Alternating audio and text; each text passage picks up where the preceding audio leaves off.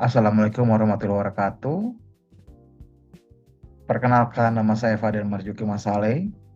Sebelumnya saya meminta maaf karena agak sedikit berisik dengan kendaraan bermuat motor. Pada kesempatan kali ini saya akan mempresentasikan hasil evaluasi tugas pembelajaran modul 3 yaitu FL3 juga, yakni dengan prinsip yang pertama itu burung di tangan, yaitu prinsip kedua yaitu prinsip kerugian terjangkau, yang ketiga itu prinsip Lemon, yang keempat itu prinsip kain Persia, dan terakhir yaitu prinsip pilot dalam pesawat. Dalam proyek tugas kali ini saya mengangkat tentang bisnis yang sudah saya jalankan, lebih tepatnya menggunakan konsep efektuasi. Bisnis yang saya jalankan bergerak di bidang elektronik dengan nama Timur Elektronik. Alasan saya memilih bisnis ini karena kebutuhan masyarakat terhadap smartphone dan perangkat elektronik terus meningkat, dan juga hampir semua aktivitas sekarang tergantung pada teknologi. Jadi menurut saya peluang bisnis ini masih sangat terbuka dan menarik untuk kita kembangkan. Oke, kita masuk ke slide berikutnya, yakni gambaran umum dan bisnis.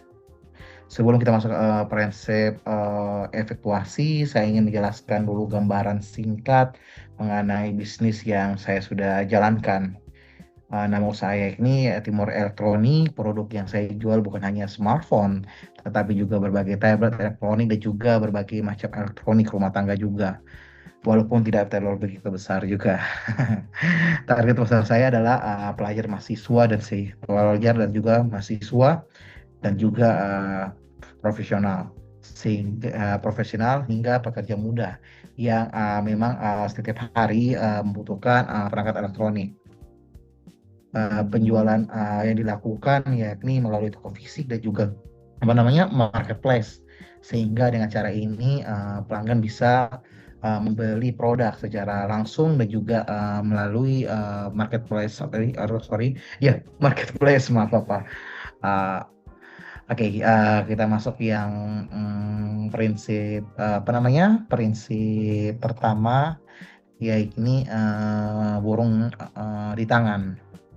Oke, eh, prinsip pertama ini adalah memulai dari apa yang kita punya. Kalau melihat dari diri saya sendiri, saya memang punya minat di bidang teknologi.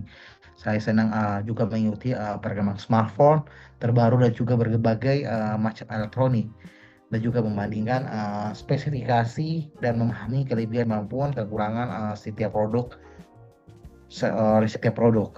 Pengetahuan itu juga bisa menjadi modal awal untuk membantu pelanggan memilih produk yang sesuai dengan kebutuhan konsumen. Oke, kita masuk ke prinsip berikutnya, yakni prinsip kerugian terjangkau. Di sini di jenis risiko yang ada beberapa poin sini, yaitu di mana modal awal juga saya membutuhkan modal yang juga lumayan besar, yakni dengan 1M dengan batas toleransi kerugian yakni 20 juta. Dengan stok yang saya target penjualan per hari, saya berharapkan 25 unit. Itu pun baru dikhususkan untuk penjualan uh, smartphone. Dan batas toleransi minimal saya targetkan kepada tim saya minimal 20 unit. Dan juga batas operasional 11 jam per hari dalam uji coba selama 3 bulan dulu awal pertama kali saya jalankan.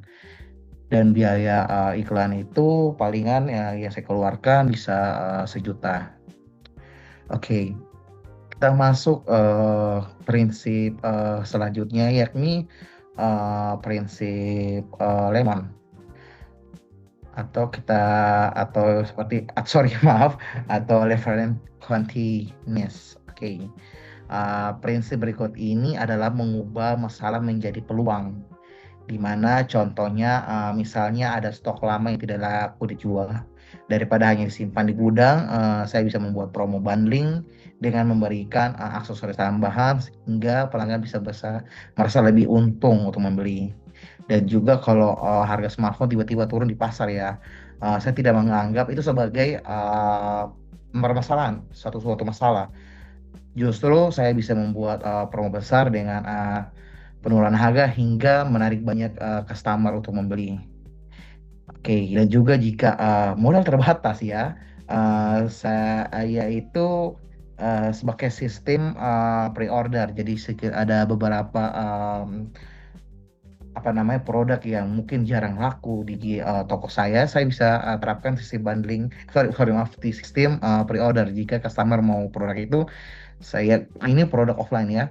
Kalau mereka mau membeli secara online, kalau kebutuhannya di toko tidak ada, kami bisa pakai sistem pre-order.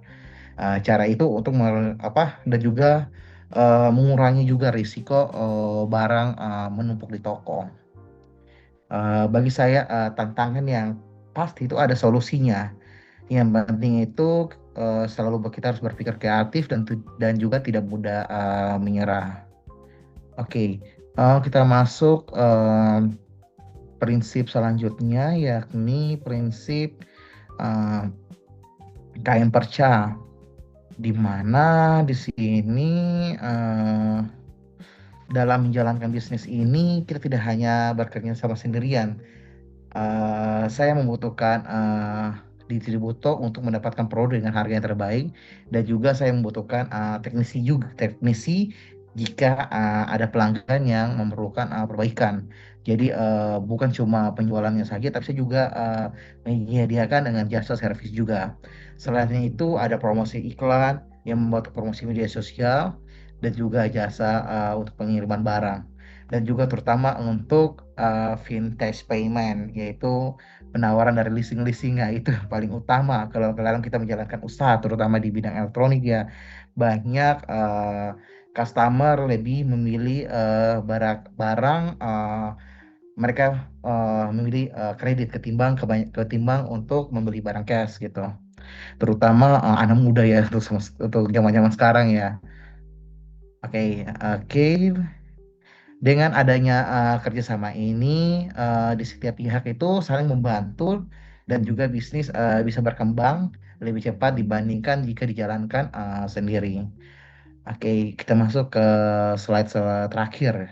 Terakhir yakni em, pilot dalam pesawat.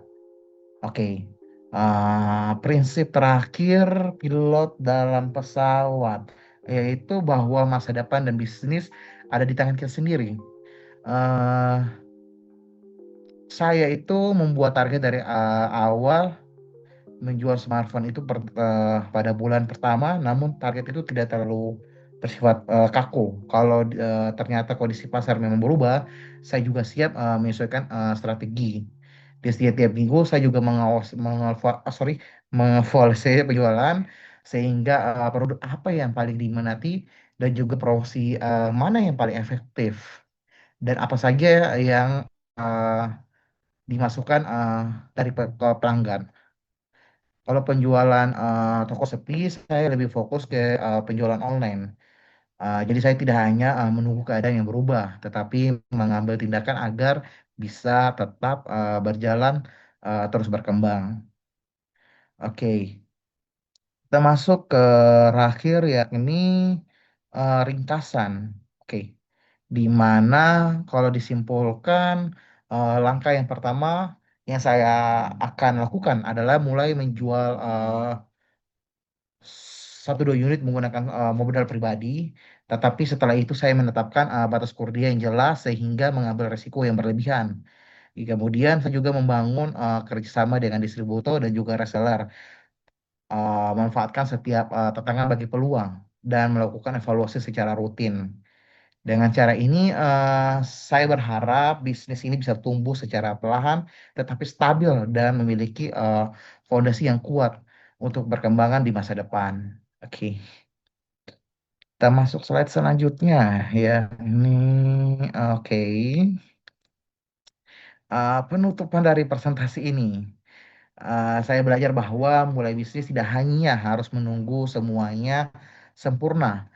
Yang paling penting adalah memanfaatkan apa yang sudah kita miliki, berani mengambil langkah yang pertama, dan juga terus belajar dari setiap pengalaman.